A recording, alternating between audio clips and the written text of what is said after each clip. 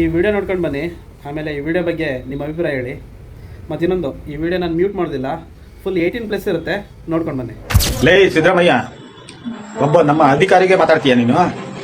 Low SP ಅಂತೀಯ, low CM vote ಹಾಕಿದ್ಕೆ 5 ವರ್ಷ, 35 ವರ್ಷ ನಾವು ಏನೋ ಮಾತಾಡ್ತೀಯ?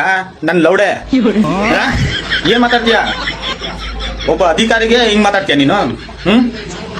ಒಬ್ಬ ಅಧಿಕಾರಿಗೆ, ಅದು ಒಂದು SP ಗೆ, ಒಂದು ಜಿಲ್ಲೆ ನಾಳ SP ಕಣ, ನೀನೇನು 5 ವರ್ಷಕ್ಕೆ ಶಾಟ ಕರ್ಕೊಂಡು ಹೋಗ್ಬಿಡ್ತೀಯ?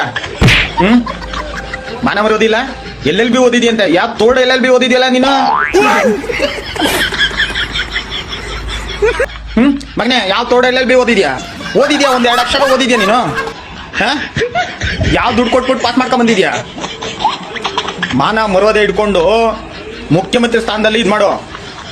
ಇಲಾಖೆಗೆ ಕೈ ಹಾಕಿದ್ರೆ ಏನಾಗುತ್ತೆ ಅಂತ ಗೊತ್ತಾಯ್ತಲ್ಲ? ಬೇಡ.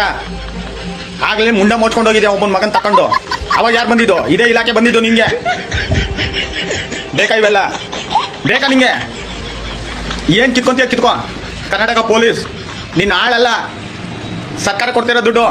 ನೀನೇನ್ ಸರ್ಕಾರ ಅಲ್ಲ, ಲೌಡೆ ಕೆಬಾಲ್. ನಾವು ಓಟ್ ಹಾಕಿದ್ಕೆ ನೀನ್ ಬಂದಿರೋ ಲೌಡೆ ಕೆಬಾಲ್ ನೀನು, ಗೊತ್ತೇನಾ?